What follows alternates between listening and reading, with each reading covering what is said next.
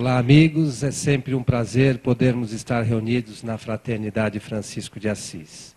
E hoje, para nossa alegria, está mais uma vez conosco o nosso companheiro Milton Filipelli, grande trabalhador e divulgador da doutrina espírita, que vai nos trazer a palestra Mediunidade e Obsessão.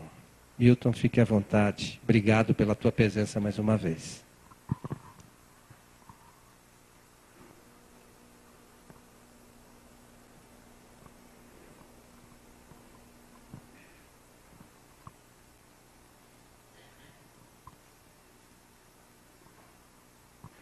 Muito boa noite, companheiros e amigos da nossa querida doutrina espírita.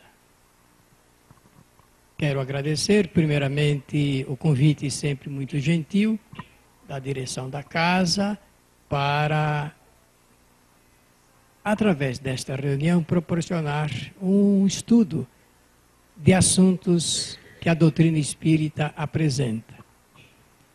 Como sempre faço, desejo a todos paz e saúde, porque entendemos é de paz e de saúde o que nós mais precisamos. E precisamos de paz e de saúde para realizarmos todas as experiências que nós escolhemos para esta encarnação e extrair dessas experiências novos conhecimentos para a nossa evolução. Eu peço licença para repetir uma frase que eu tenho dito quando aqui entro para fazer palestras. Evoluir, segundo o Espiritismo, significa aumentar cada vez mais o volume do conhecimento. Posso repetir mais uma vez? Posso. Evoluir, segundo a doutrina dos Espíritos, significa aumentar cada vez mais o volume do conhecimento. O conhecimento divide-se em duas áreas: o conhecimento intelectual e o conhecimento moral. O conhecimento intelectual ele é resultado de todas as experiências, pensamentos, reflexões que o espírito realiza durante toda a sua trajetória evolutiva. O acúmulo, o armazenamento dessas experiências, pensamentos e reflexões proporcionam o aumento, proporcionam a evolução do espírito. E o conhecimento moral é resultado das regras de relacionamento que o espírito estabelece para poder conviver com semelhantes. Porque moral significa regra de relacionamento e varia de pessoa para pessoa, de família para família, de lugar para lugar, de civilização para civilização. Eu posso até dizer de mundo para mundo. O resultado das experiências intelectuais e morais que o espírito realiza junto dá o sentido de volume de conhecimento. E em cada encarnação, o espírito realiza experiências junto às ciências exatas e junto às de relacionamento humano. Vai variando. E é essa soma que proporciona a evolução. Quando a gente diz aquele espírito é muito evoluído, o que quer significar? Que ele tem muito conhecimento intelectual, das ciências e também conhecimento moral, numa proporção, numa extensão sempre melhores. Pois bem, eu escolhi um tema para o estudo desta noite que tenho a certeza vai proporcionar novas reflexões de todos os companheiros que comparecem aqui na fraternidade às sextas-feiras. E eu e Alzira, minha namorada que ali está, nós gostamos muito de vir aqui, por dois motivos. O primeiro que a gente reencontra companheiros encarnados, queridos já aos nossos corações. Nós já estamos deitando raízes aqui. E segundo, logo que a gente entra na porta principal, nós somos recepcionados pelos espíritos amigos que calorosamente também manifestam uma alegria pela nossa presença aqui. Então isto, e aí quando entra nessa sala, é isso que a gente sempre tem, além da arte, da música, da mensagem, do conteúdo, tem esse ambiente fluídico sempre muito favorável. Então eu vou usar de uma expressão que eu uso, porque eu aprendo com os meus netos uma linguagem assim da mocidade, da modernidade, não é? Esta é a nossa praia. O centro espírita é a nossa praia. E quando a gente está no centro espírita, a gente está numa praia boa, uma convivência gostosa, apreciável. Sempre a gente volta para casa melhor do que chegou. Vocês já notaram isso? E é por isso que o Herculano Pires diz, exatamente por esse fato é que o centro espírita é procurado. Hoje milhares e milhares de pessoas buscam os centros espíritas no Brasil. Eu não sei se vocês sabem, mas existem no Brasil quase 16 mil centros espíritas. Eu falei quanto? Agora imagine a quantidade de gente que vai para os centros espíritas buscar esses momentos tão agradáveis que nem nós estamos. Vamos iniciar o estudo da noite com esta pergunta. Mediunidade. O tema é mediunidade e obsessão. Segundo Chico, todos nós, da humanidade, de uma maneira ou de outra, recebemos de presente esta enfermidade para progredir. Então vamos ver como é que nós podemos explicar isso. O que é mediunidade? Interessante que ele não obedece. Vai aqui. Posso iniciar dizendo que mediunidade é a faculdade que todos os seres humanos possuem. Todos os seres humanos possuem. Alguns mais e outros menos. Kardec escreveu no Livro dos Médiuns, lá pelo item 150 até o 160, ele vai escrever assim, mais ou menos médio. Da forma como está escrito ali, as pessoas que não prestam atenção, dá a impressão que é mais ou menos, mas não é mais ou menos assim, é na intensidade. Ou ele é menos, ou ele é mais, do ponto de vista da intensidade. Mas é uma faculdade, assim como a inteligência. Nós só usamos a inteligência para aprender. Então, esta faculdade, que Allan Kardec chamou de mediunidade, foi ele que criou a palavra, é para dar ao homem uma condição de se relacionar. Por isso que o Herculano diz que a mediunidade pertence à área da comunicação, ou das comunicações, como queiram. É uma faculdade que todos os seres humanos possuem. Nasceu, é médium. Quando a gente leva o presentinho para uma criança que nasceu, a gente pode dizer, estou levando um presentinho para um médium que acaba de nascer. Que poderá ser mais ou menos. Eu vou falar diferente, que poderá usar mais ou menos a faculdade que lhe é concedida. E médium. Nós estamos agora nesse momento de conceituação. Médium é aquele que possui a mediunidade. Toda palavra que termina em ade ou dade é qualidade de. Mediunidade, qualidade de médium, daquele que é médium. E médium é aquele que possui a faculdade. Na verdade, do ponto de vista funcional, nós vamos entender um dia que nós não deveríamos dizer assim, possui a faculdade, mas melhor será dizer que usa, que utiliza desse recurso de comunicação. E que serve de intermediário aos espíritos. A palavra espírito significa homens fora do corpo material. Porque os espíritos são pessoas. Fora do corpo material. Pensamentos, gostos, temperamentos, atitudes, comportamento, tudo isso de acordo com o que vinha fazendo quando estava encarnado.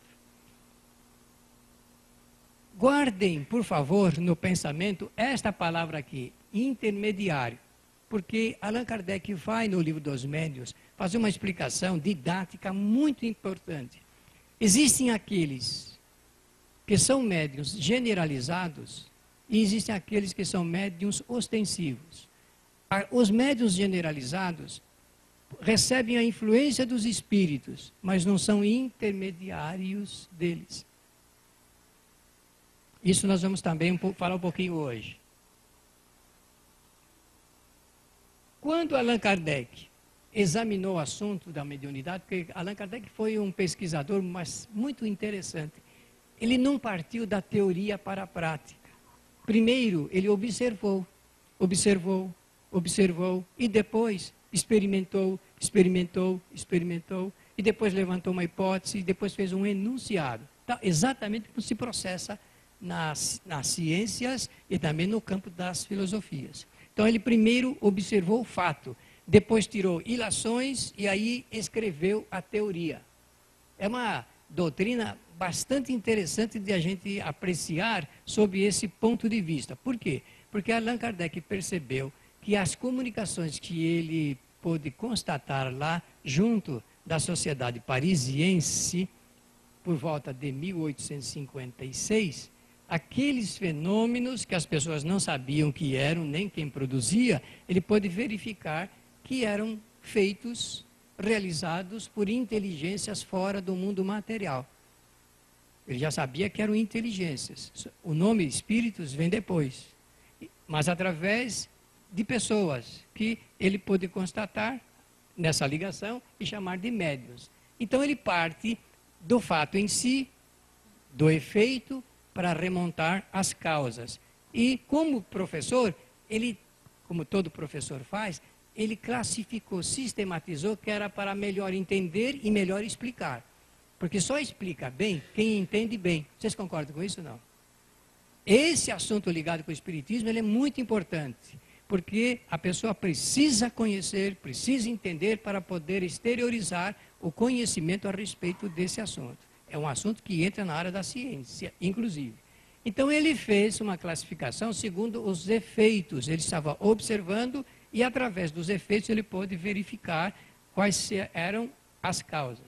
Então ele verificou efeito inteligente, segundo os quais os espíritos, através desses seus intermediários, que ele chamou de médios, que é uma palavra latina, médium, vem do latim, significa meio.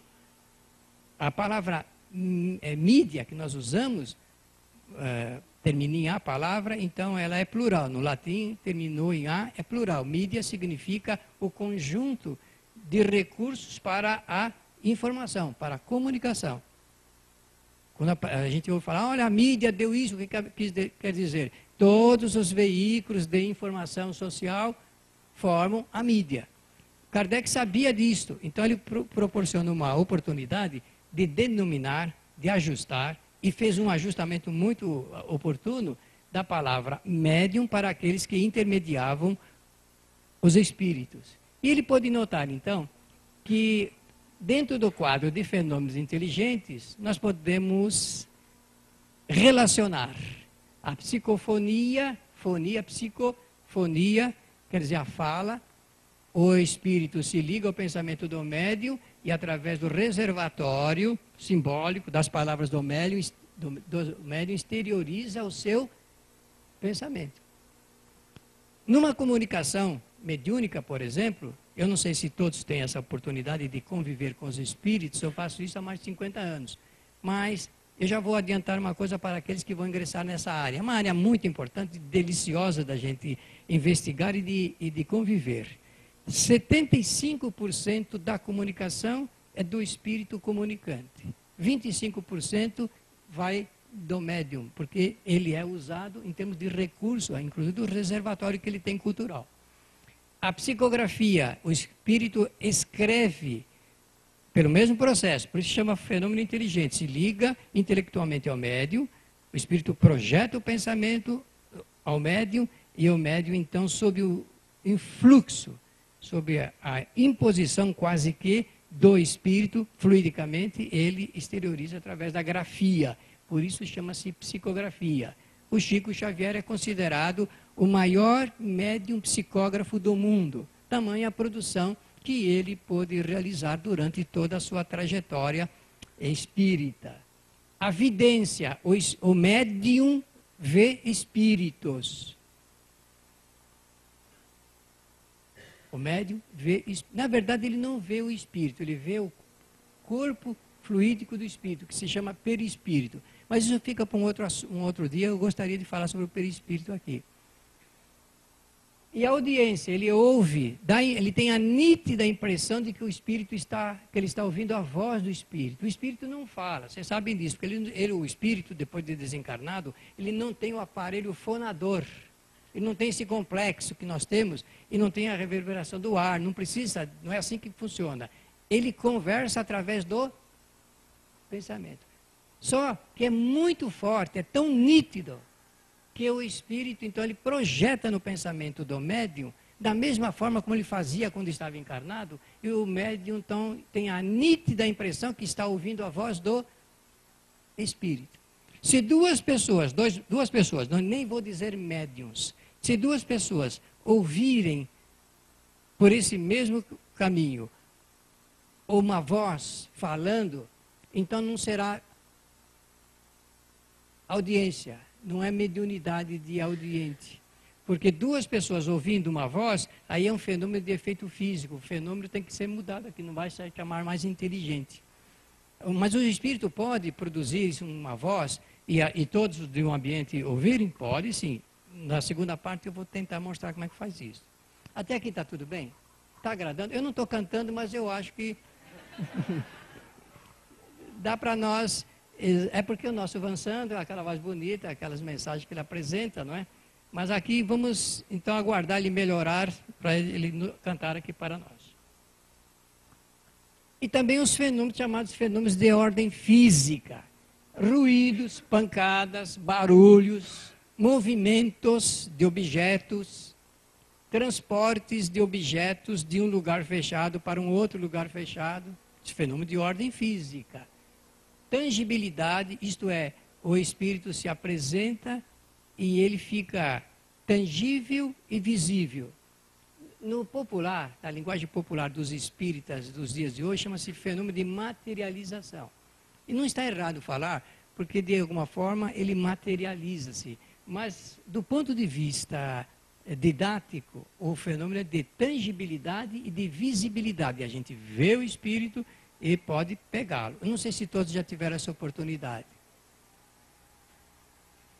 Um dia a gente poderia fazer uma sessão de materialização, aí todos poderiam ver um espírito, 2, 3. Vocês nunca viram um espírito?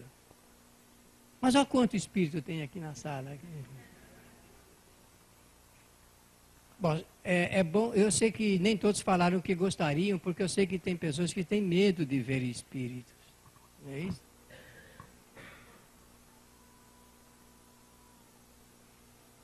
Então, o quadro seguinte da mediunidade, segundo os seus efeitos, de ordem física, são esses que estão arrolados aqui, apresentados na nossa tela. Kardec observou isso, irmãos. Ele verificou. Só mesmo depois da observação, aí ele então fez novas experimentações para chegar a conclusões e aí criar a teoria.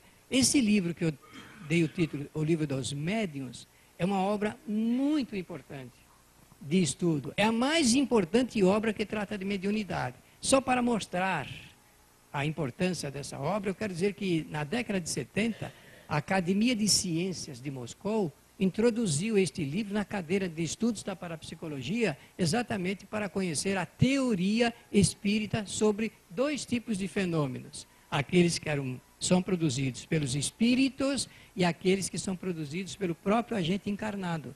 Porque o homem tem uma capacitação psíquica de tal forma forte que pode produzir fenômenos também que os espíritos realizam. Por isso que o padre Quevedo costuma dizer que aquilo que nós pensamos que são os espíritos que realizam é o homem através da sua força psíquica.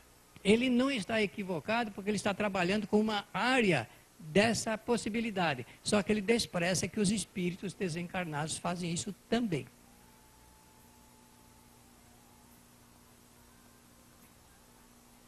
Espíritos são seres que possuem inteligência, vontade e pensamento. Aliás, não é bom falar que possuem, usam da inteligência, da vontade e do pensamento. Os espíritos desencarnados.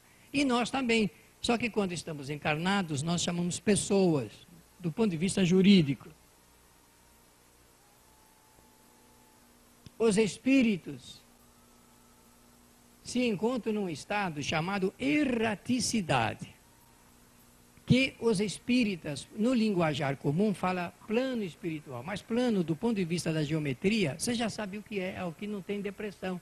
Depressão não é o estado emocional, é aquela depressão quando o carro passa numa rua que tem depressão. Então, quando ela é horizontalmente perfeita, então está num plano, está no plano. Então, o mais certo é dizer que o espírito fora do corpo está em estado de erraticidade. Notem que eu não disse está na erraticidade, porque se eu falar assim, eu já estou indicando que ele está num determinado lugar. Ele está num estado que ele fica logo que sai do corpo definitivamente, aguardando uma próxima encarnação. Então, isso talvez seja importante dizer, porque nós precisamos saber que quando desencarna alguém, desencarnou, esse estado de erraticidade é o que proporciona o espírito a fazer novas reflexões sobre a vida. E varia de semana, de mês, de ano. Tem espíritos que demoram muito tempo para depois retornar a um novo corpo para fazer novas experiências. Eu, para dizer a verdade, já estou fazendo o meu projeto da próxima encarnação. Eu quero nascer em São Paulo, estou procurando uma família rica, porque eu não quero passar o sufoco que eu passei nesta encarnação. Então eu quero ter... Posso pensar assim ou não? Posso aspirar? Devo fazer isso. Se vai acontecer, por hora eu não sei. Mas se eu quero, eu quero. Tá bem? Então, erraticidade é o estado que o espírito fica logo depois de deixar definitivamente o corpo material, aguardando uma nova encarnação. Uma senhora outro dia falou para mim: o senhor sabe, eu descobri que esta é a última encarnação minha. Eu não preciso encarnar mais. É claro que eu não falei em voz alta, mas no fundo, no meu pensamento, eu dizia: mas a senhora é muito pretensiosa. No nosso estágio, nós retomamos muitas vezes, porque nós precisamos dessa experiência fantástica neste planeta. Posso falar no superlativo? Maravilhoso. Um planeta que nos proporciona tudo para realmente realizarmos experiências as mais diferentes, as mais notáveis, mesmo aquelas que nós não consideramos tão boas, mas das quais ainda assim a gente extrai novos conhecimentos. Quanta coisa a gente aprende. Os espíritos habitam o universo inteiro.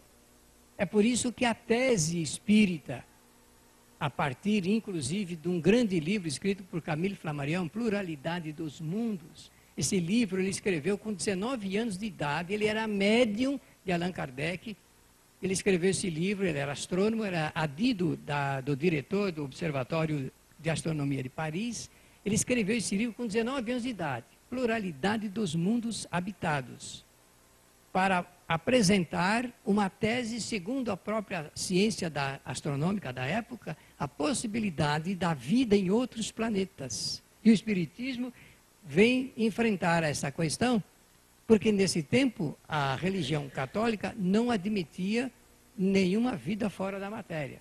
O Papa Paulo,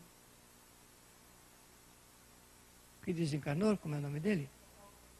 João Paulo II, ele foi de uma coragem fantástica, ele compôs uma comissão no Vaticano para estudar esse assunto ligado com a vida em outros planetas.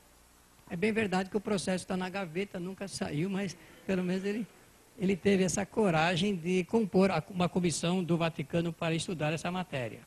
Os espíritos pertencentes à humanidade da Terra participam da vida dos encarnados. Dá para entender bem, didaticamente, o que está ali? O que significa? Significa que nós convivemos com os espíritos. Vocês estão lembrados da última palestra que eu realizei aqui nesta casa, nesta sala? E eu disse que, segundo um trabalho sério de uma associação norte-americana que já está na internet, e é um trabalho sério, de pesquisa, de enquete. Segundo os cientistas, o homem tem mais de 60 mil pensamentos diários. O Espiritismo diz que nós nos ligamos aos espíritos através dos nossos pensamentos. Se nós pensamos, a cada pensamento é uma onda eletromagnética, portanto entra numa corrente de sintonia e evidentemente conectam a essa corrente, a essa sintonia, todos aqueles que têm como ponto comum aquele mesmo pensamento. Olha que coisa sensacional. Vocês não acharam? Eu pensei que vocês falaram, oh! Mais de 60 mil pensamentos diários. Então nós estamos numa rede de comunicação através do nosso pensamento. A opção é nossa. Pensamento bom. Conecta com quem? Com espíritos?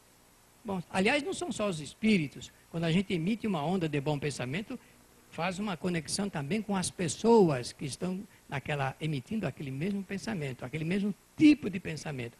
E o contrário também é verdadeiro. Um mau pensamento faz ligações com espíritos que pensam da mesma forma. A opção é nossa. 24 horas por dia. Quantas horas a gente passa acordado? Uma média? 16 horas. Tá bom, Reinaldo. 16 horas acordados, em estado de vigília, participando das peripécias do mundo. Eu ando na rua observando, eu olho assim o semblante das pessoas, tem aquelas que mostram uma despreocupação. Vivem com tranquilidade, com serenidade, não parece? Mas tem aquelas pessoas que mostram uma preocupação excessiva. O que será de mim amanhã? Estou sem dinheiro, sem emprego, sem comida, sem roupa. Preciso comprar, preciso comprar. Não é assim o pensamento das pessoas?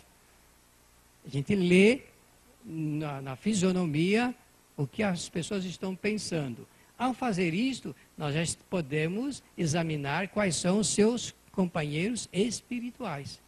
Kardec disse a seguinte frase, está lá na Revista Espírita. Dize-me quais são os teus pensamentos, dir-te-ei quais são as tuas companhias espirituais. Eu já falei disso aqui, quando fiz a palestra sobre como se livrar dos espíritos perturbadores. Então, os espíritos pertencentes à humanidade da Terra participam da vida dos encarnados. Então eu peço a vocês que num minuto, menos disso, alguns segundos, não precisa fechar os olhos, mas trabalhem com o pensamento. Lembre-se de todos os nossos parentes, familiares, amigos com os quais nós convivemos nesta encarnação e já desencarnaram. Estão fazendo isso? Mãe, pai, tio, estão fazendo ou não? Todos eles estão aqui conosco. Mas será que é assim que funciona? É assim que funciona. Essa é a nossa rede, devido a um só fator, que obedece a uma lei rigorosamente natural, a uma lei chamada reencarnação. Isso é muito importante dizer nesta noite de estudos a respeito desse tema. Os espíritos pertencentes à humanidade da Terra, eu já falei isso. Então, vamos para o outro. Agora vamos tratar de um assunto delicioso. Um assunto importantíssimo, que eu considero de capital importância para nós avançarmos. Vamos falar de obsessão. Querem falar sobre esse assunto? Vamos estudar. Primeiro, mediunidade. Alguns toques de vida. Agora, obsessão. Vocês sabem que a psicologia, a psicanálise e a psiquiatria examinam esse estudo, esse tema, obsessão. Para a psiquiatria, a psicanálise e a psicologia, a obsessão é uma enfermidade. Na psicanálise e na psiquiatria, por exemplo, o assunto dos transtornos compulsivos obsessivos, que todos nós temos de alguma forma, mais ou menos. TOC, já ouviram falar? Transtorno compulsivo obsessivo. Imagine uma pessoa que gosta das coisas muito certinhas, arrumadinhas e briga com quem deixa desarrumado. Já conhece alguém assim? Não. Eu vou torcer para que vocês conheçam. Essa pessoa que gosta das coisas muito certinhas, muito arrumadinhas, sofre do toque. Eu vou dar alguns casos que nós conhecemos, eu e Alzira. Um casal jovem, por sinal. A moça ela é perfeccionista. Você sabe o que é isso? Uma pessoa que gosta das coisas perfeitas. Então ela disse logo depois que eles casaram, olha, eu quero que você saiba, a sua toalha no banheiro é sempre azul ou verde. A minha é a cor-de-rosa ou amarela. Não use a minha toalha. E tem que estender a toalha no banheiro, daquele jeitinho, e juntando as duas pontas aqui. Não pode deixar. O rapaz não gostava nada disso. Trocava de toalha, usava a toalha dela. Ela brigava diariamente por causa disso. Outra coisa que ela tinha, ela colocava uma toalha de renda na salinha do apartamento, naquela mesa redonda, e ele, então, muito desastrado, passava, desarrumava a toalha, deixava ela fora do lugar, ela brigava diariamente porque ela queria que a toalha estivesse esticadinha do jeitinho que ela tinha colocado. E eles se separaram. Sabem por quê? Porque com essa forma perfeccionista, ela não queria que ele apertasse a pasta de dente no meio, ela queria que ele começasse da pontinha assim no meio.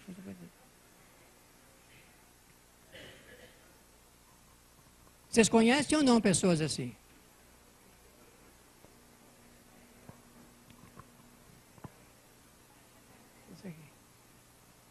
Para a psicanálise, a psiquiatria e a psicologia é uma enfermidade que deve ser tratada. Não faça isso.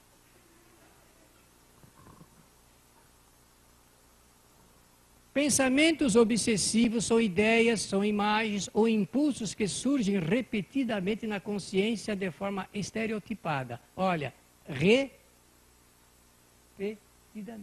Por isso que o André Luiz, nosso irmão, escritor, escreveu vários romances, escreveu um livro para poder tratar dessa matéria, para, de maneira judiciosa, nas narrativas romanceadas, colocar tipos característicos que pudesse apresentar com clareza esta situação.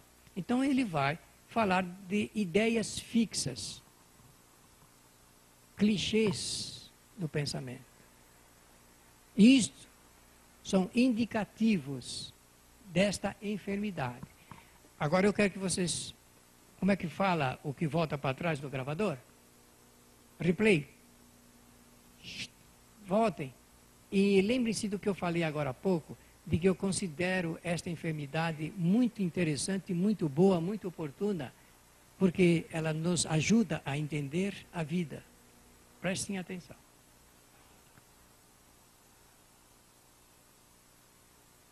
Um desses cientistas que eu considero um dos melhores que nós temos no Brasil, Valentim Gentil, apresentou esta frase em um desses tratados que seguem para nortear os que vão permear por esse trabalho junto à psicanálise e à psiquiatria. Pânico, fobias e obsessões é o título do trabalho dele. Para o espiritismo, obsessão é uma enfermidade de origem espiritual. Então Kardec, lá nesse livrinho que eu já citei aqui, qual foi o livro de Kardec? Uma pessoa só disse.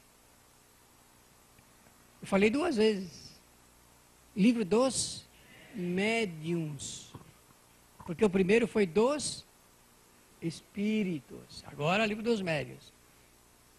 Kardec vai dizer que a obsessão é uma interinfluência que é produzida por espíritos sob o império da imperfeição moral. É assim que ele coloca no livro dos médiuns. No capítulo 23, que é um tratado sobre a obsessão. Muitos psicólogos, psicanalistas, espíritas, extraem desse capítulo farto material para o conhecimento e a forma de tratar as pessoas. Para a doutrina espírita, é uma enfermidade de origem espiritual, com o fator predisponente da moral. Sempre pensando nisso. É uma influência recíproca entre espíritos moralmente inferiores. O nosso planeta chama-se Terra, deveria chamar-se Água. O Guilherme Arantes está fazendo uma força grande para mudar o nome do planeta. Pois bem, o nosso planeta chamado Terra, ele é palco das experiências que espíritos inferiores realizam, porque ele é um planeta destinado às provações e também às expiações do espírito. Ainda toco nesse assunto, se for possível hoje. Então, a influência recíproca entre espíritos moralmente inferiores, dessa influência nasce esta enfermidade chamada obsessão.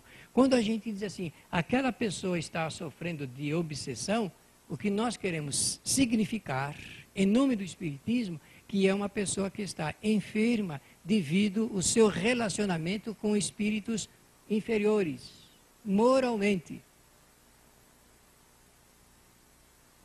Mas se ele está se relacionando com espíritos moralmente inferiores, é porque também ele pertence ao quadro dos espíritos inferiores do ponto de vista moral.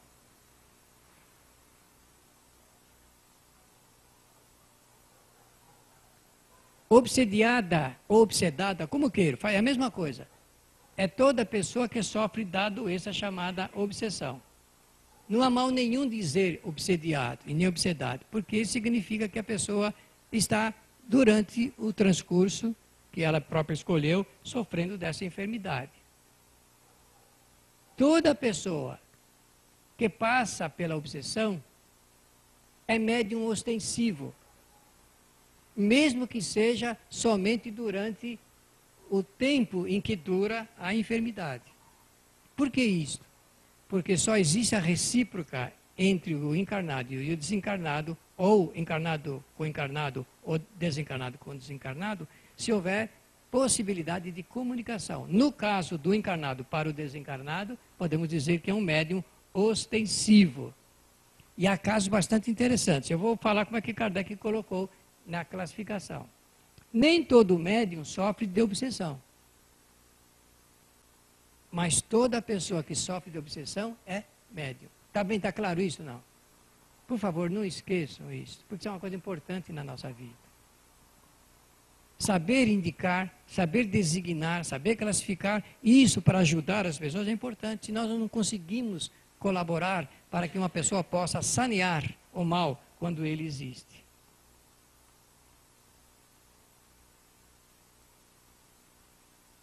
Como a pessoa que sofre da obsessão se liga aos espíritos? Vamos agora imaginar o espírito desencarnado obsediando um encarnado. Vocês viram que a flechinha seguiu em direção ao encarnado.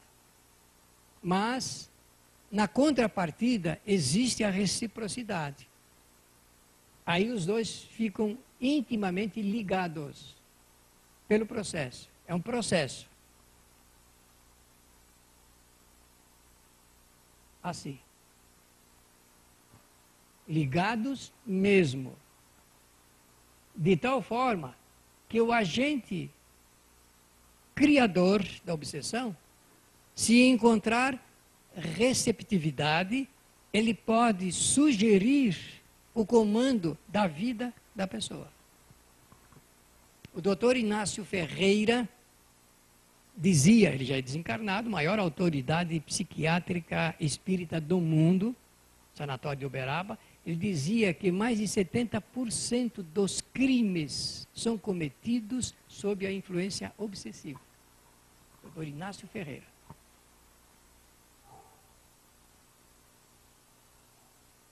Olha como que fica. A aproximação é tanta que, fluidicamente, perispiritualmente, se permanecem intimamente ligados, um com o outro. É por isso que o centro espírita é procurado, porque as clínicas, as igrejas, fazem um tipo de trabalho que não alcança aquilo que o centro espírita faz, que é poder conversar com os agentes desencarnados. E faz isso de tal forma a poder orientá-lo. O indivíduo precisa ser despertado, ele precisa reconhecer o equívoco, o erro, o desvio e precisa tomar uma nova direção.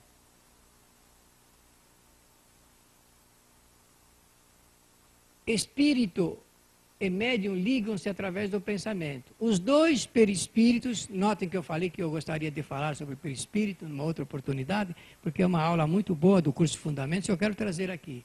Se entrelaçam. Kardec diz, ele fala assim, é como se o desencarnado fluidicamente lançasse um manto, um cobertor para envolver o encarnado. Olha a expressão que ele usa, para tentar dar uma força muito grande no processo da comunicação, a fim de que a gente imagine como é que é esta ação. Também eu ouço de vez em quando, olha, você quer saber? Eu não sofro de obsessão nenhuma. A pessoa que diz isso já está. Já está. Porque, conforme eu disse no início, todos os habitantes deste planeta, de uma forma ou de outra, se encontram ligados por laços obsessivos. Eu falei hoje a respeito de um exemplo só.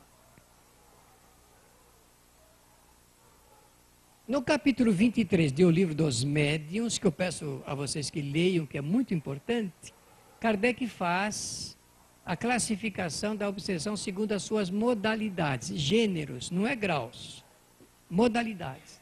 A simples, a fascinação e a subjugação.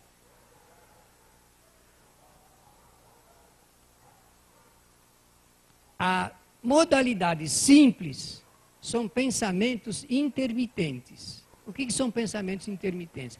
Nós sabemos qual é a linha do nosso pensamento, mas notem que de vez em quando existem oscilações. Estávamos pensando algo e, sem motivo real e aparente, a gente muda o pensamento, altera o pensamento. Eu conheço muitos casos, mas muitos. Eu vou contar um só. Alguém que sai de casa no domingo, sai de casa, ficou a semana toda pensando, chegar domingo, eu vou pegar o ônibus e vou visitar aquele meu amigo que há muito tempo eu não vejo. Esse é o propósito, esse é o objetivo. Chegou o dia, se prepara, sai de casa, no meio do caminho, ele começa a ter o pensamento, sabe de uma coisa, eu não vou não. Ah, já fiquei tanto tempo sem visitá-lo, mas ficar mais um tempo não vai acontecer nada. Ah, hoje é dia de jogo do Corinthians, do São Paulo, do Palmeiras, vou voltar para casa, vou tirar a roupa e vou esperar o jogo. Notem, qual era o propósito dele? Ir fazer a visita. Mas essa mudança, assim, mostra pensamentos que são infiltrados. Isso para contar, só isso. Não vou falar centenas de casos que existem no nosso dia a dia, no dia a dia. Então é preciso tomar muito cuidado com os chamados pensamentos intermitentes. Está lá nesse capítulo 23 do livro dos Médiuns. Também Kardec diz que tem a modalidade de fascinação. A modalidade de fascinação, ela é produzir uma ilusão fixada. A mãe chega para a filha e diz assim, minha filha querida, a filha já está com 17 anos de idade, começou a namorar, agora começa antes, né? Agora que eu fiquei sabendo que com 10 anos já tem namoro, compromisso, coisa disso. Né? Tá bem. Eu estava fazendo uma palestra no centro espírita, não vou contar esse caso aqui não. Não vai ficar bem, vai passar na internet e não é bom. A mãe chega para a filha, filha querida, você escolheu esse rapaz para namorar? Você não vê que ele é um delinquente, um viciado? E a filha para a mamãe, a senhora não está vendo nenhuma qualidade dele, mas não tem nada disso. A senhora que pôs coisa na cabeça. Mas como, filha? Todo mundo fala dele, se sabe coisas dele. Não, mãe, ele é uma pessoa maravilhosa. Fascinação. Pessoa fascinada. E a gente fica fascinado por pessoas, por coisas, por ideias. Uma pessoa, eu faço essa experiência sempre. Eu procuro pessoas que torcem para o Corinthians, e chego e digo assim, você viu como é que o Palmeiras jogou bem ontem? A falar isso é ofender a pessoa. Ela está tão fascinada pelo ícone do seu clube, essa ideia, que ela não aceita que o outro possa fazer alguma coisa melhor. Eu tenho procurado interpretar as letras de músicas de algumas tribos de jovens, não vou citar nenhuma para não incorrer na falta de ética, mas as letras nihilistas, derrotistas, pessimistas, que projetam a ideia de que não compensa viver, de que a vida não vale nada, aquelas ideias de destruição, mas fascinados por essas ideias, porque isso é um trabalho, conforme disse o André, de repetição, de fixação. Vai repetindo, repetindo, repetindo, até a pessoa assimilar, incorporar, e aí ela passa a vivenciar. No futebol é a mesma coisa, é assim que a gente passa a ser fanático, e a pessoa pensa que fala isso com orgulho. Eu sou um torcedor fanático. Ela não pensa, nem sabe que ela está falando uma coisa muito ruim para ela, um péssimo indicativo, porque mostra que ela está sob um processo de fascinação. É assim que certas correntes filosóficas, sociais, políticas comandam o psiquismo das coletividades. Quem fez isso de uma maneira nefasta e nefanda foi Adolf Hitler, que usou todos os recursos da fascinação para produzir uma ilusão coletiva. E essa coletividade passou a admiti-lo como o seu líder máximo. E a subjugação, que é um processo de mudanças do comportamento. Então, falar como Kardec apresenta lá. Simples, entrelaçamento de pensamentos sutis, quase que imperceptíveis. A modalidade de fascinação é uma ilusão produzida porque chega a embaraçar o raciocínio. E na subjugação, Kardec usa uma expressão fortíssima, mas a gente estudando examina e chega à conclusão por quê? Trava o raciocínio e dirige praticamente sob o aconselhamento, a ideia, a sugestão forte para que o indivíduo produza até atos contra a sua própria vontade, que no geral não faria. E ele coloca lá no livro dos médiuns, e vocês devem ter visto, a história de um homem de classe média, de posição social, que sem nenhuma razão real e aparente, uma tarde se ajoelhou numa calçada de Paris e pediu uma moça que ele nunca conhecia em casamento. Aí fizeram o diagnóstico da situação daquele homem, Kardec chegou à conclusão de que ele estava sob o processo da subjugação.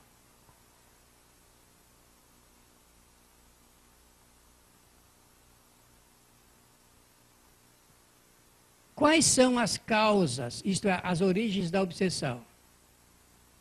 Toda modalidade de obsessão possui um motivo muito particular. Hoje não vai dar para entrar em muitos detalhes, mas creio que o que nós vamos colocar seja suficiente para ilustrar e motivar os companheiros para o estudo deste tema. O que predispõe à obsessão é o único fator, é o aspecto moral. Eu vou contar um caso que eu acompanhei até 1975. Ele ocorreu no final de 50. Finalizando a década de 50 até 70. O rapaz enamorou-se, encantou-se com a moça, e deste encantamento nasceu um namoro muito bom, muito saudável. E é gostoso namorar, não é? Eu não estou sentindo firmeza hoje aqui não, viu?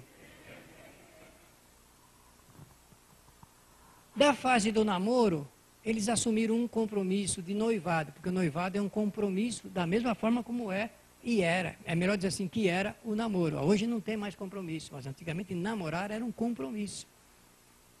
E isso era formalizado através de uma solicitação, em que o homem, o moço, teria que chegar para a mãe e o pai e pedir licença para namorar. Era assim que funcionava. E hoje, Quando o pai e a mãe vê, eles já estão juntos. Então, ele formalizou o noivado, casaram-se, viviam muito bem. Ele montou uma pequena empresa, por sinal, uma área que você conhece, e o sócio, depois de um ano, passou a gostar da sua esposa. E começou a fazer um trabalho. Posso usar o termo agora, obsessão? Me permite usar? Um trabalho obsessivo. E foi fazendo um trabalho de encantamento, encantamento, encantamento, até que ela se envolveu com ele. Até aí o marido não sabia de nada. Um ano depois, o marido descobre esta situação. Eu sei que vocês estão pensando, ele era um homem muito bom e compreensivo, entendeu tudo certinho, não é isso que vocês estão pensando? É isso mesmo? Não. Aquele homem, ele se transtornou. E ele, daquele homem bom, ele passou para os dois a ser um homem mau, porque ele começou a lançar pensamentos de ódio, de sentimentos de vingança. E ele matou os dois. O que é que aconteceu depois da morte dos dois? Por favor, falem como é que vocês acham que terminou essa história? Ficaram num processo de obsessão tão grande, tão intenso, porque vejam o que Kardec colocou, é uma ação de inferioridade moral. E isso leva a sentimentos de ódio, de vingança, de inveja, de ciúme, que não são qualidades saudáveis. Quem tem sabe quanto é duro ter inveja. A inveja é uma enfermidade. E o ciúme também. Porque quem ama verdadeiramente não tem ciúme. Quem ama verdadeiramente confia, se integra e se entrega totalmente. O ciúme, ele é contrário ao amor. Porque o ciúme é um indicativo de sentimento de posse.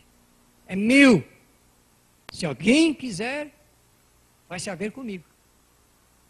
É esse o pensamento. Então, toda obsessão tem sempre um motivo particular. E ficam ligados num processo de retroalimentação do pensamento. Está na hora? Tá. Simples, fascinação e subjugação. Só mostrar esta para terminar por hoje. Depois a gente continua no outro dia. É obsessão em 2 tempos. O processo obsessivo muito prolongado pode ocasionar enfermidades no corpo físico. Também palavras de Allan Kardec. Por quê? Porque a enfermidade que está, e por isso que se diz de origem espiritual, reflete no corpo chamado espiritual, que é o perispírito, e também atinge o corpo físico. As células do corpo físico ficam afetadas pelo desarranjo, desequilíbrio do espírito. Isso que eu falei aqui, eu coloquei nos 2 livrinhos. A Força Positivas do Homem, está lá embaixo, e do Romance Sob o Olhar do Thames. Algumas pessoas eu já olhei aqui, vi que alguns companheiros já leram o livro. Já tiveram em suas mãos. Nesses 2 livros eu apresento inclusive a tese espírita da enfermidade e também da recuperação, do saneamento. Então, muito obrigado pela atenção. Do mesmo jeito que eu comecei, eu desejo a todos paz e saúde. Muita saúde.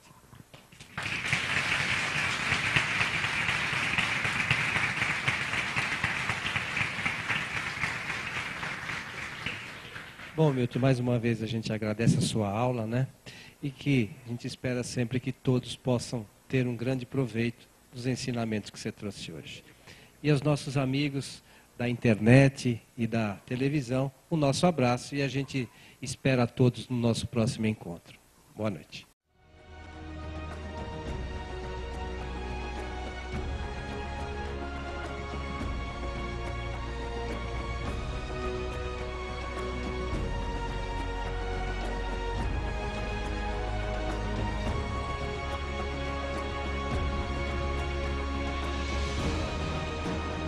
desencarnado, podemos dizer que é um médium ostensivo. E há casos bastante interessantes. Eu vou falar como é que Kardec colocou na classificação. Nem todo médium sofre de obsessão. Mas toda pessoa que sofre de obsessão é médium. Está claro isso, não? Por favor, não esqueçam isso, porque isso é uma coisa importante na nossa vida. Saber indicar, saber designar, saber classificar, isso para ajudar as pessoas é importante. Se nós não conseguimos colaborar para que uma pessoa possa sanear o mal quando ele existe.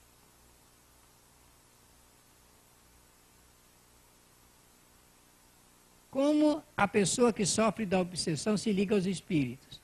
Vamos agora imaginar o espírito desencarnado obsediando um encarnado. Vocês viram que a flechinha seguiu em direção ao encarnado. Mas, na contrapartida, existe a reciprocidade. Aí os dois ficam intimamente ligados pelo processo. É um processo. Assim. Ligados mesmo.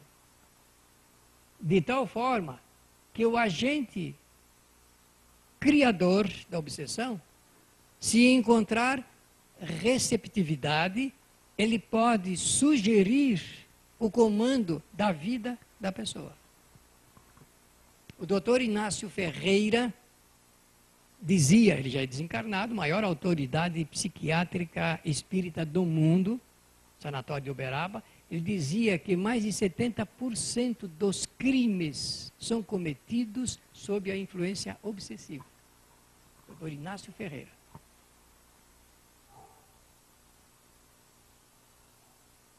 Olha como que fica. A aproximação é tanta que, fluidicamente, perispiritualmente, se permanecem intimamente ligados, um com o outro. É por isso que o centro espírita é procurado, porque as clínicas, as igrejas, fazem um tipo de trabalho que não alcança aquilo que o centro espírita faz, que é poder conversar com os agentes desencarnados. E faz isso de tal forma a poder orientá-lo. O indivíduo precisa ser despertado, ele precisa reconhecer o equívoco, o erro, o desvio e precisa tomar uma nova direção.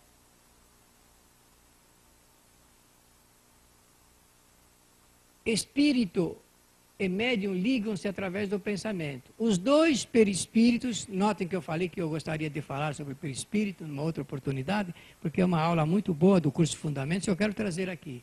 Se entrelaçam. Kardec diz, ele fala assim, é como se o desencarnado fluidicamente lançasse um manto, um cobertor para envolver o encarnado. Olha a expressão que ele usa, para tentar dar uma força muito grande no processo da comunicação, a fim de que a gente imagine como é que é esta ação. Também eu ouço de vez em quando, olha, você quer saber? Eu não sofro de obsessão nenhuma. A pessoa que diz isso já está. Já está. Porque, conforme eu disse no início, todos os habitantes deste planeta, de uma forma ou de outra, se encontram ligados por laços obsessivos. Eu falei hoje a respeito de um exemplo só.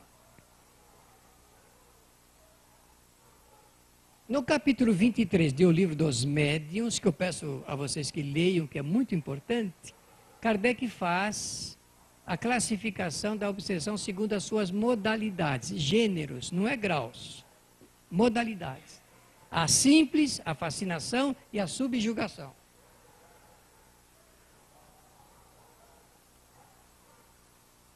A modalidade simples são pensamentos intermitentes. O que são pensamentos intermitentes? Nós sabemos qual é a linha do nosso pensamento, mas notem que de vez em quando existem oscilações. Estávamos pensando algo e, sem motivo real e aparente, a gente muda o pensamento, altera o pensamento. Eu conheço muitos casos, mas muitos. Eu vou contar um só. Alguém que sai de casa no domingo, sai de casa, ficou a semana toda pensando, chegar domingo, eu vou pegar o ônibus e vou visitar aquele meu amigo que há muito tempo eu não vejo. Esse é o propósito, esse é o objetivo. Chegou o dia, se prepara, sai de casa, no meio do caminho, ele começa a ter o pensamento, sabe de uma coisa, eu não vou não. Ah, já fiquei tanto tempo sem visitá-lo, vou ficar mais um tempo, não vai acontecer nada. Ah, hoje é dia de jogo do Corinthians, do São Paulo, do Palmeiras, vou voltar para casa, vou tirar a roupa e vou esperar o jogo. Notem, qual era o propósito dele? Ir fazer a visita. Mas essa mudança, assim, mostra pensamentos que são infiltrados. Isso para contar, só isso. Não vou falar centenas de casos que existem no nosso dia a dia, no dia a dia. Então é preciso tomar muito cuidado com os chamados pensamentos intermitentes. Está lá nesse capítulo 23 do livro dos Médiuns. Também Kardec diz que tem a modalidade de fascinação. A modalidade de fascinação, ela é produzir uma ilusão fixada. A mãe chega para a filha e diz assim, minha filha querida, a filha já está com 17 anos de idade, começou a namorar. Agora começa antes, né? Agora que eu fiquei sabendo que com 10 anos já tem namoro, compromisso, coisa disso. Né? Tá bem. Eu estava fazendo uma palestra no centro espírita. Não vou contar esse caso aqui, não. Não vai ficar bem. Vai passar na internet e não é bom. A mãe chega para a filha, filha, querida, você escolheu esse rapaz para namorar? Você não vê que ele é um delinquente? Um viciado? E a filha para a mamãe, a senhora não está vendo nenhuma qualidade dele, mas não tem nada disso. A senhora que pôs coisa na cabeça. Mas como, filha? Todo mundo fala dele, se sabe coisas dele. Não, mãe, ele é uma pessoa maravilhosa. Fascinação. Pessoa fascinada. E a gente fica fascinado por pessoas, por coisas, por ideias. Uma pessoa, eu faço essa experiência sempre. Eu procuro pessoas que torcem para o Corinthians e chego e digo assim, você viu como é que o Palmeiras jogou bem ontem? A falar isso é ofender a pessoa. Ela está tão fascinada pelo ícone do seu clube, essa ideia, que ela não aceita que o outro possa fazer alguma coisa melhor.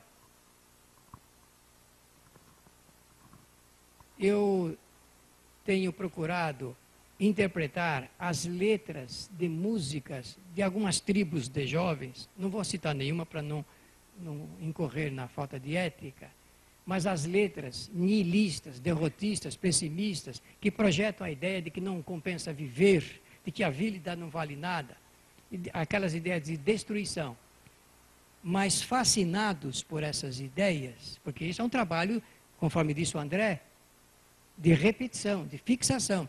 Vai repetindo, repetindo, repetindo, até a pessoa assimilar, incorporar, e aí ela passa a vivenciar. No futebol é a mesma coisa, é assim que a gente passa a ser fanático, e a pessoa pensa que fala isso com orgulho. Eu sou um torcedor fanático. Ela não pensa, nem sabe que ela está falando uma coisa muito ruim para ela, um péssimo indicativo, porque mostra que ela está sob um processo de fascinação. É assim que certas correntes filosóficas, sociais, políticas comandam o psiquismo das coletividades. Quem fez isso de uma maneira nefasta e nefanda foi Adolf Hitler, que usou todos os recursos da fascinação para produzir uma ilusão coletiva. E essa coletividade passou a admiti-lo como o seu líder máximo. Amigos com os quais nós convivemos nesta encarnação e já desencarnaram. Estão fazendo isso? Mãe, pai, tio, estão fazendo ou não? Todos eles estão aqui conosco. Mas será que é assim que funciona? É assim que funciona. Essa é a nossa rede. Devido a um só fator, que obedece a uma lei rigorosamente natural, a uma lei chamada reencarnação. Isso é muito importante dizer nesta noite de estudos a respeito desse tema. Os espíritos pertencentes à humanidade da Terra, eu já falei isso.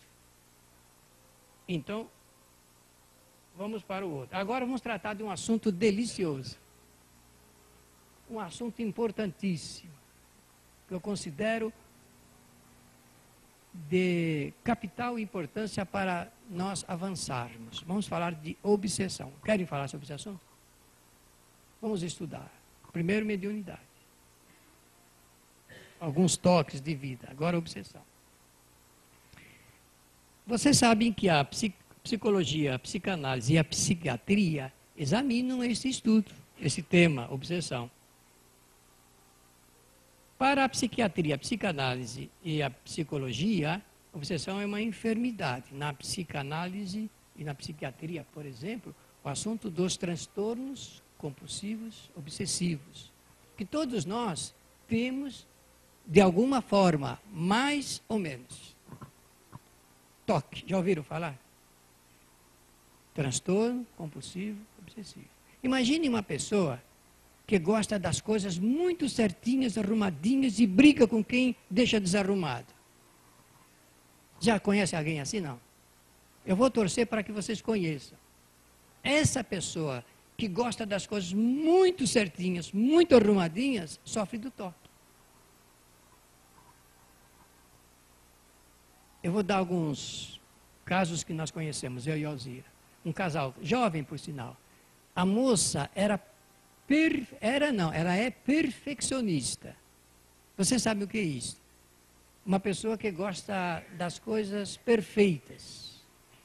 Então ela disse logo depois que eles casaram, olha, eu quero que você saiba, a sua toalha no banheiro é sempre azul ou verde. A minha é a cor de rosa ou amarela. Não use a minha toalha. E tem que estender a toalha no banheiro, daquele jeitinho, e juntando as duas pontas aqui. Não pode deixar. O rapaz não gostava nada disso. Trocava de toalha, usava a toalha dela. Ela brigava diariamente por causa disso.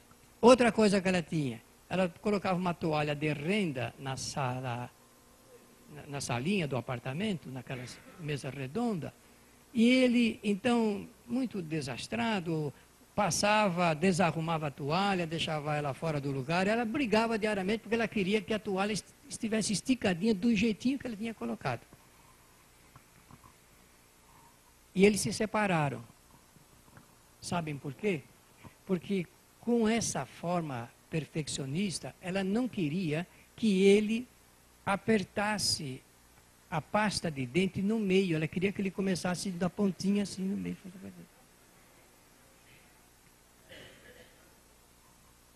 Vocês conhecem ou não pessoas assim?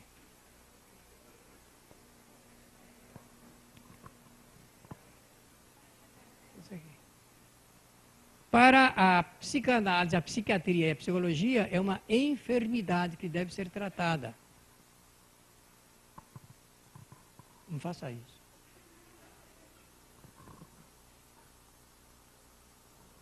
Pensamentos obsessivos são ideias, são imagens ou impulsos que surgem repetidamente na consciência de forma estereotipada. Olha, repetidamente. Por isso que o André Luiz, nosso irmão, escritor, escreveu vários romances, escreveu um livro para poder tratar dessa matéria, para, de maneira judiciosa, nas narrativas romanceadas, colocar tipos característicos que pudesse apresentar com clareza esta situação. Então ele vai falar de ideias fixas, clichês no pensamento. Isto são indicativos desta enfermidade. Agora eu quero que vocês... Como é que fala o que volta para trás do gravador? Replay. Voltem. E lembrem-se do que eu falei agora há pouco, de que eu considero esta enfermidade muito interessante, muito boa, muito oportuna, porque ela nos ajuda a entender a vida. Prestem atenção.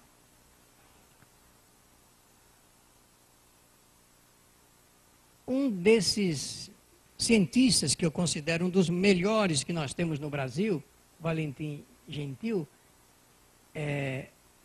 apresentou esta frase em um desses tratados que seguem para nortear os que vão permear por esse trabalho junto à psicanálise e à psiquiatria. Pânico, Fobias e Obsessões é o título do trabalho dele.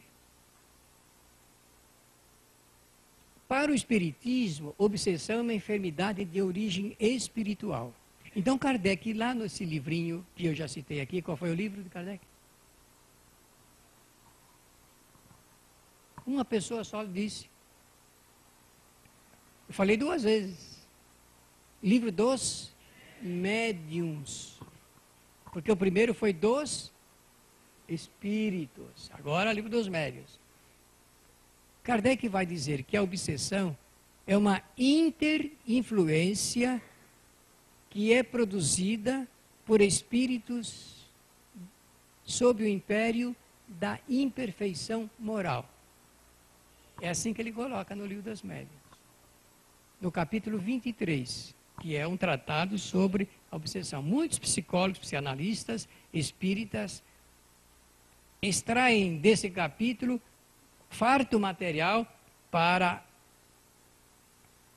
o conhecimento e a forma de tratar as pessoas. Para a doutrina espírita, é uma enfermidade de origem espiritual, com o fator predisponente da moral. Sempre pensando nisso. É uma influência recíproca entre espíritos moralmente inferiores. O nosso planeta chama-se Terra, deveria chamar-se Água. O Guilherme Arantes está fazendo uma força grande para mudar o nome do planeta. Pois bem, o nosso planeta chamado Terra, ele é palco das experiências que espíritos inferiores realizam, porque ele é um planeta destinado às provações e também às expiações do espírito. Ainda toco nesse assunto, se for possível hoje. Então, a influência recíproca entre espíritos moralmente inferiores, dessa influência nasce esta enfermidade chamada obsessão. Quando a gente diz assim, aquela pessoa está sofrendo de obsessão, o que nós queremos significar, em nome do Espiritismo, que é uma pessoa que está enferma devido ao seu relacionamento com espíritos inferiores, moralmente. Mas se ele está se relacionando com espíritos moralmente inferiores, é porque também ele pertence ao quadro dos espíritos inferiores do ponto de vista moral.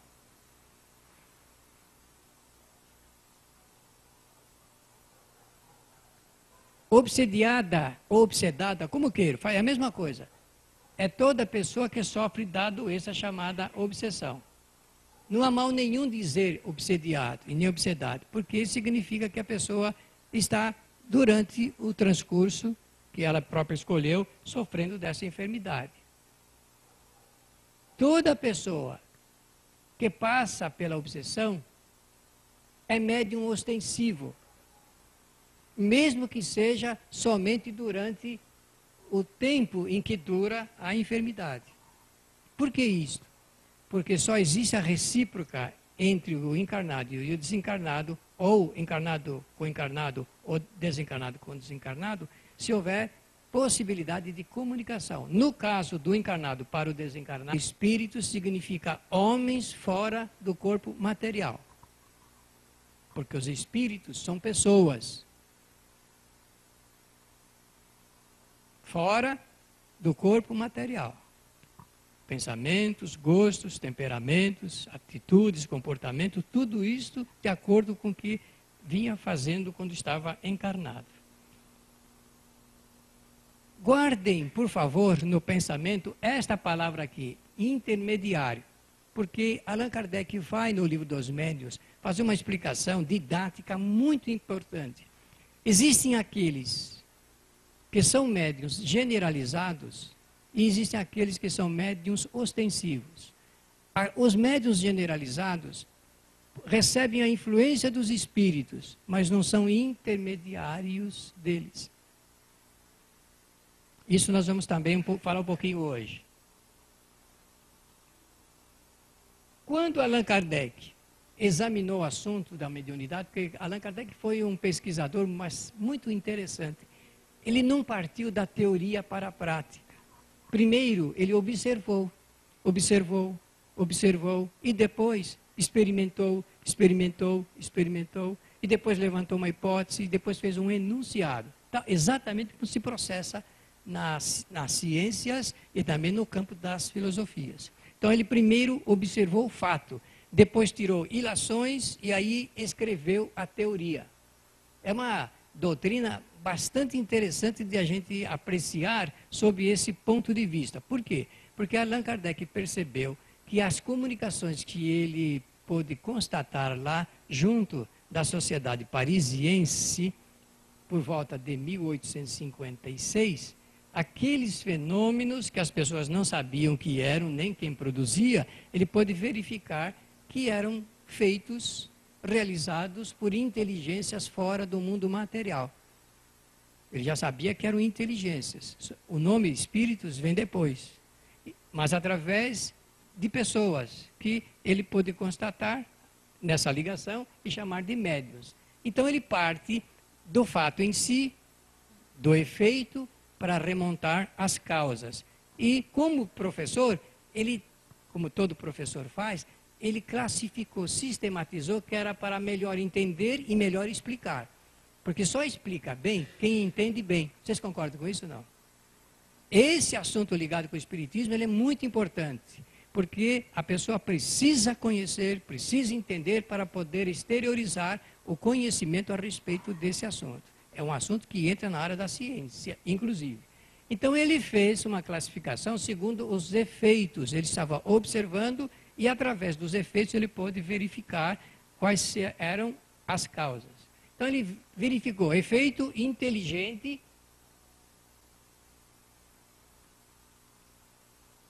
segundo os quais os espíritos, através desses seus intermediários, que ele chamou de médios, com a palavra latina, médium, vem do latim, significa meio. A palavra mídia que nós usamos, termina em A palavra, então ela é plural. No latim, terminou em A, é plural. Mídia significa o conjunto de recursos para a informação, para a comunicação. Quando a gente ouve falar, olha, a mídia deu isso, o que quer dizer? Todos os veículos de informação social formam a mídia. Kardec sabia disto, então ele proporciona uma oportunidade de denominar, de ajustar, e fez um ajustamento muito oportuno da palavra médium para aqueles que intermediavam os espíritos. E ele pôde notar, então, que dentro do quadro de fenômenos inteligentes, nós podemos relacionar a psicofonia, psicofonia, quer dizer, a fala, o espírito se liga ao pensamento do médium e através do reservatório simbólico das palavras do médium exterioriza o seu pensamento. Numa comunicação mediúnica, por exemplo, eu não sei se todos têm essa oportunidade de conviver com os espíritos, eu faço isso há mais de 50 anos, mas eu já vou adiantar uma coisa para aqueles que vão ingressar nessa área. É uma área muito importante, deliciosa da gente investigar e de conviver. 75% da comunicação é do espírito comunicante. 25% vai do médium, porque ele é usado em termos de recurso, inclusive do reservatório que ele tem cultural. A psicografia, o espírito escreve pelo mesmo processo, por isso se chama fenômeno inteligente, se liga intelectualmente ao médium, o espírito projeta o pensamento ao médium, e o médium, então, sob o influxo, sob a imposição quase que do espírito, fluidicamente, ele exterioriza através da grafia. Por isso chama-se psicografia. O Chico Xavier é considerado o maior médium psicógrafo do mundo. Tamanha a produção que ele pôde realizar durante toda a sua trajetória espírita. A vidência, o médium vê espíritos. O médium vê, na verdade ele não vê o espírito, ele vê o corpo fluídico do espírito, que se chama perispírito. Mas isso fica para um outro dia. Eu gostaria de falar sobre o perispírito aqui. E a audiência, ele ouve, ele tem a nítida impressão de que ele está ouvindo a voz do espírito. O espírito não fala, vocês sabem disso, porque o espírito, depois de desencarnado, ele não tem o aparelho fonador. Ele não tem esse complexo que nós temos e não tem a reverberação do ar, não é assim que funciona. Ele conversa através do pensamento. Só que é muito forte, é tão nítido, que o espírito, então, ele projeta no pensamento do médium, da mesma forma como ele fazia quando estava encarnado, e o médium, então, tem a nítida impressão que está ouvindo a voz do espírito. Se duas pessoas, nem vou dizer médiums, se duas pessoas ouvirem por esse mesmo caminho, uma voz falando, então não será audiência, não é mediunidade de audiente. Porque duas pessoas ouvindo uma voz, aí é um fenômeno de efeito físico. O fenômeno tem que ser mudado aqui, não vai se chamar mais inteligente. Mas o espírito pode produzir uma voz e todos de um ambiente ouvirem? Pode sim. Na segunda parte eu vou tentar mostrar como é que faz isso. Até aqui está tudo bem? Está agradando? Eu não estou cantando, mas eu acho que dá para nós. É porque o nosso Vansandro, aquela voz bonita, aquelas mensagens que ele apresenta, não é? Mas aqui vamos então aguardar ele melhorar para ele cantar aqui para nós. E também os fenômenos chamados fenômenos de ordem física.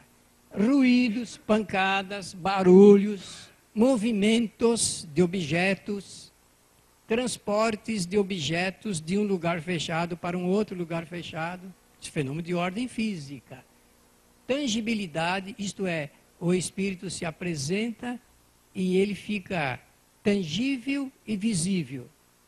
No popular, na linguagem popular dos espíritas dos dias de hoje, chama-se fenômeno de materialização.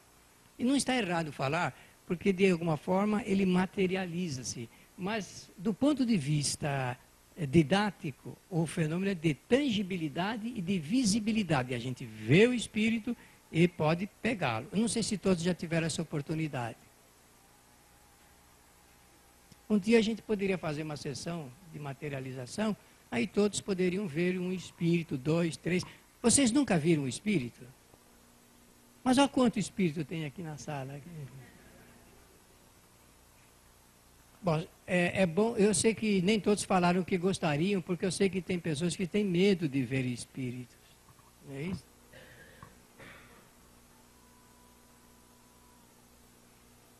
Então, o quadro seguinte da mediunidade, segundo os seus efeitos, de ordem física, são esses que estão arrolados aqui, apresentados na nossa tela.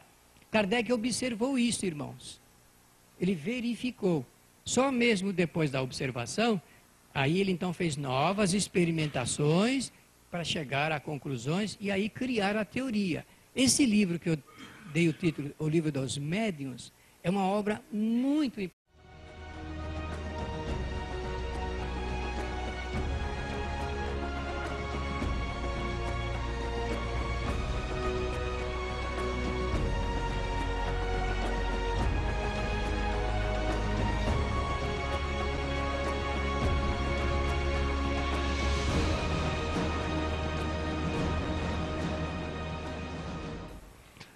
Olá, amigos. É sempre um prazer podermos estar reunidos na Fraternidade Francisco de Assis. E hoje, para nossa alegria, está mais uma vez conosco o nosso companheiro Milton Filipelli, grande trabalhador e divulgador da doutrina espírita, que vai nos trazer a palestra Mediunidade e Obsessão. Milton, fique à vontade. Obrigado pela tua presença mais uma vez.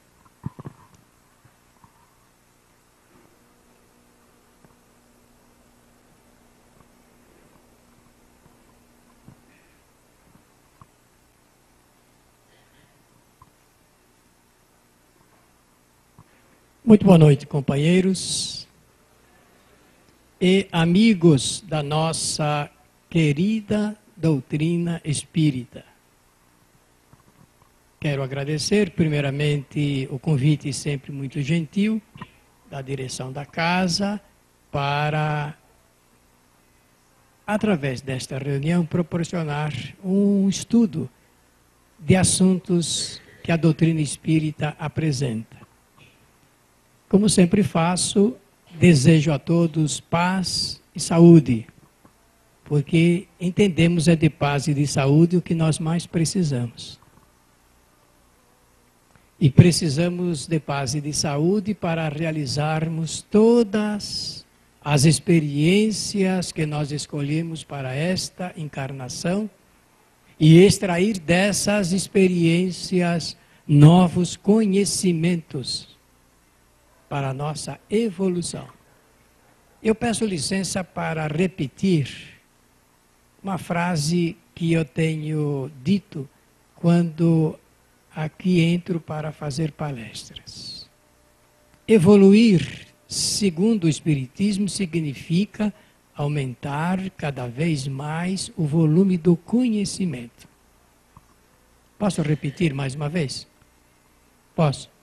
Evoluir, segundo a doutrina dos Espíritos, significa aumentar cada vez mais o volume do conhecimento.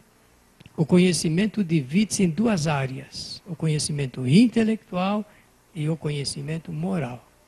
O conhecimento intelectual ele é resultado de todas as experiências, pensamentos, reflexões que o espírito realiza durante toda a sua trajetória evolutiva. O acúmulo, o armazenamento dessas experiências, pensamentos e reflexões proporcionam o aumento, proporcionam a evolução do espírito. E o conhecimento moral é resultado das regras de relacionamento que o espírito estabelece para poder conviver com semelhantes. Porque moral significa regra de relacionamento e varia de pessoa para pessoa, de família para família, de lugar para lugar, de civilização para civilização. Eu posso até dizer de mundo para mundo.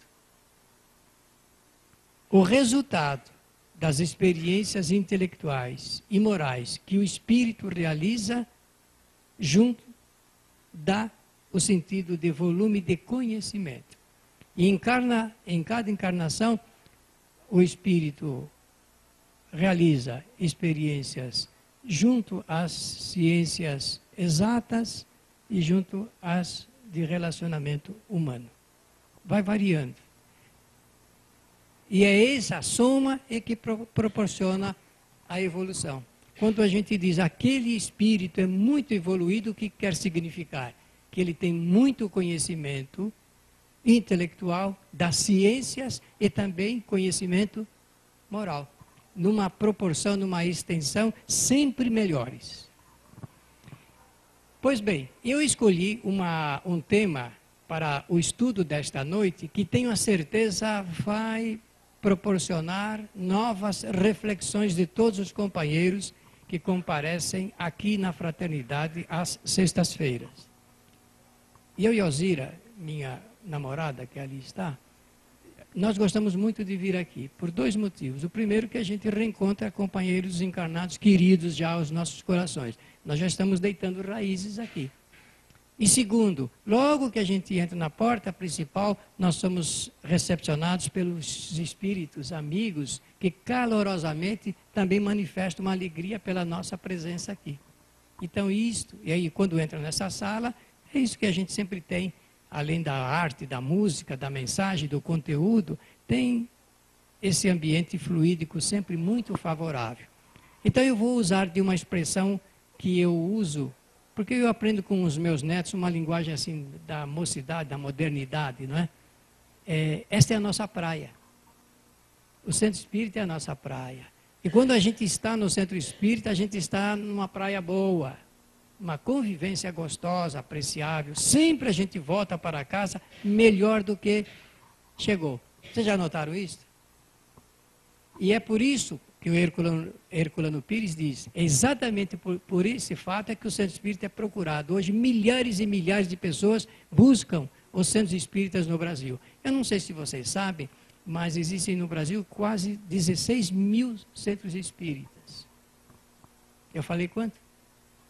Agora imagine a quantidade de gente que vai para os centros espíritas buscar esses momentos tão agradáveis que nem nós estamos. Vamos iniciar o estudo da noite com esta pergunta. Mediunidade. O tema é mediunidade e obsessão. Segundo Chico, todos nós, da humanidade, de uma maneira ou de outra, recebemos de presente esta enfermidade para progredir. Então vamos ver como é que nós podemos explicar isso. O que é mediunidade? Interessante que ele não obedece. Vai aqui. Posso iniciar dizendo que mediunidade é a faculdade que todos os seres humanos possuem. Todos os seres humanos possuem. Alguns mais e outros menos. Kardec escreveu no Livro dos Médiuns, lá pelo item 150 até o 160, ele vai escrever assim, mais ou menos médio. Da forma como está escrito ali, as pessoas que não prestam atenção, dá a impressão que é mais ou menos, mas não é mais ou menos assim, é na intensidade. Ou ele é menos, ou ele é mais, do ponto de vista da intensidade. Mas é uma faculdade, assim como a inteligência. Nós só usamos a inteligência para aprender. Então, esta faculdade, que Allan Kardec chamou de mediunidade, foi ele que criou a palavra, é para dar ao homem uma condição de se relacionar. Por isso que o Herculano diz que a mediunidade pertence à área da comunicação, ou das comunicações, como queiram. É uma faculdade que todos os seres humanos possuem. Nasceu, é médium. Quando a gente leva o presentinho para uma criança que nasceu, a gente pode dizer, estou levando um presentinho para um médium que acaba de nascer.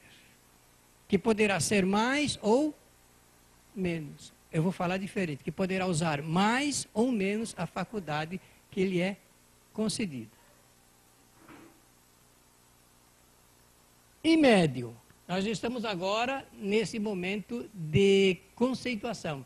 Médium é aquele que possui a mediunidade. Toda palavra que termina em "ade" ou "dade" é qualidade de. Mediunidade, qualidade de médium, daquele que é médium. E médium é aquele que possui a faculdade. Na verdade, do ponto de vista funcional, nós vamos entender um dia que nós não deveríamos dizer assim, possui a faculdade, mas melhor será dizer que usa, que utiliza desse recurso de comunicação.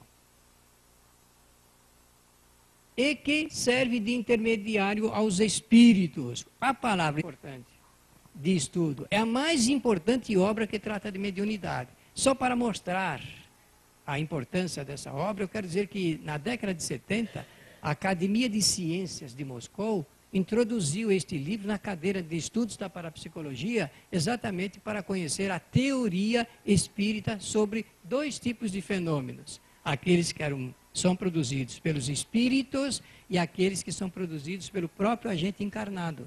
Porque o homem tem uma capacitação psíquica de tal forma forte que pode produzir fenômenos também que os espíritos realizam. Por isso que o padre Quevedo costuma dizer que aquilo que nós pensamos que são os espíritos que realizam é o homem através da sua força psíquica. Ele não está equivocado porque ele está trabalhando com uma área dessa possibilidade. Só que ele despreza que os espíritos desencarnados fazem isso também.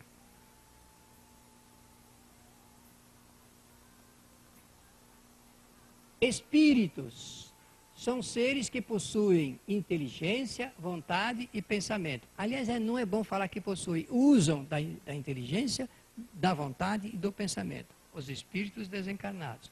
E nós também. Só que quando estamos encarnados, nós chamamos pessoas, do ponto de vista jurídico. Os espíritos se encontram num estado chamado erraticidade, que os espíritas, no linguajar comum, fala plano espiritual, mas plano do ponto de vista da geometria, você já sabe o que é o que não tem depressão. Depressão não é o estado emocional, é aquela depressão quando o carro passa numa rua que tem depressão. Então, quando ela é horizontalmente perfeita, então está num plano, está no plano. Então, o mais certo é dizer que o espírito fora do corpo está em estado de erraticidade. Notem que eu não disse está na erraticidade, porque se eu falar assim, eu já estou indicando que ele está num determinado lugar. Ele está num estado que ele fica logo que sai do corpo definitivamente, aguardando uma próxima encarnação. Então, isso talvez seja importante dizer, porque nós precisamos saber que quando desencarna alguém, desencarnou, esse estado de erraticidade é o que proporciona o espírito a fazer novas reflexões sobre a vida. E varia de semana, de mês, de ano. Tem espíritos que demoram muito tempo para depois retornar a um novo corpo para fazer novas experiências. Eu, para dizer a verdade, já estou fazendo o meu projeto da próxima encarnação. Eu quero nascer em São Paulo, estou procurando uma família rica, porque eu não quero passar o sufoco que eu passei nesta encarnação. Então eu quero ter... Posso pensar assim ou não? Posso aspirar? Devo fazer isso. Se vai acontecer, por hora eu não sei. Mas se eu quero, eu quero. Tá bem? Então, erraticidade é o estado que o espírito fica logo depois de deixar definitivamente o corpo material, aguardando uma nova encarnação. Uma senhora outro dia falou para mim: o senhor sabe, eu descobri que esta é a última encarnação minha. Eu não preciso encarnar mais.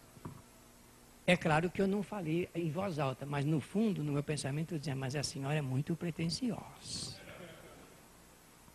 No nosso estágio, nós retomamos muitas vezes, porque nós precisamos dessa experiência fantástica neste planeta.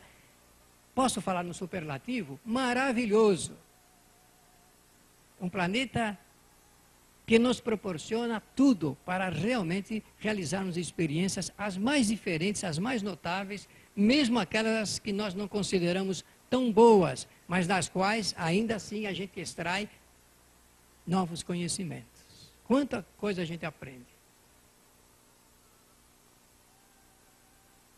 Os espíritos habitam o universo inteiro. É por isso que a tese espírita, a partir inclusive de um grande livro escrito por Camille Flammarion, Pluralidade dos Mundos, esse livro ele escreveu com 19 anos de idade, ele era médium de Allan Kardec. Ele escreveu esse livro, ele era astrônomo, era adido do diretor do Observatório de Astronomia de Paris. Ele escreveu esse livro com 19 anos de idade, Pluralidade dos Mundos Habitados, para apresentar uma tese, segundo a própria ciência astronômica da época, a possibilidade da vida em outros planetas. E o Espiritismo vem enfrentar essa questão, porque nesse tempo a religião católica não admitia nenhuma vida fora da matéria. O Papa Paulo, que desencarnou, como é o nome dele? João Paulo II. Ele foi de uma coragem fantástica. Ele compôs uma comissão no Vaticano para estudar esse assunto ligado com a vida em outros planetas.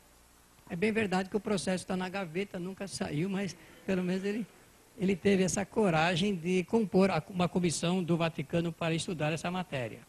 Os espíritos pertencentes à humanidade da Terra participam da vida dos encarnados. Dá para entender bem, didaticamente, o que está ali? O que significa? Significa que nós convivemos com os espíritos. Vocês estão lembrados da última palestra que eu realizei aqui nesta casa, nesta sala? E eu disse que, segundo um trabalho sério de uma associação norte-americana que já está na internet, e é um trabalho sério de pesquisa, de enquete, segundo os cientistas, o homem tem mais de 60 mil pensamentos diários. O Espiritismo diz que nós nos ligamos aos espíritos através dos nossos pensamentos. Se nós pensamos, a cada pensamento é uma onda eletromagnética, portanto entra numa corrente de sintonia e evidentemente conectam a essa corrente, a essa sintonia, todos aqueles que têm como ponto comum aquele mesmo pensamento. Olha que coisa sensacional. Vocês não acharam? Eu pensei que vocês falaram, oh! Mais de 60 mil pensamentos diários. Então nós estamos numa rede de comunicação através do nosso pensamento. A opção é nossa. Pensamento bom. Conecta com quem? Com espíritos? Bom, aliás, não são só os espíritos. Quando a gente emite uma onda de bom pensamento, faz uma conexão também com as pessoas que estão emitindo aquele mesmo pensamento, aquele mesmo tipo de pensamento. E o contrário também é verdadeiro. Um mau pensamento faz ligações com espíritos que pensam da mesma forma. A opção é nossa. 24 horas por dia. Quantas horas a gente passa acordado? Uma média? 16 horas. Tá bom, Reinaldo. 16 horas acordados, em estado de vigília, participando das peripécias do mundo.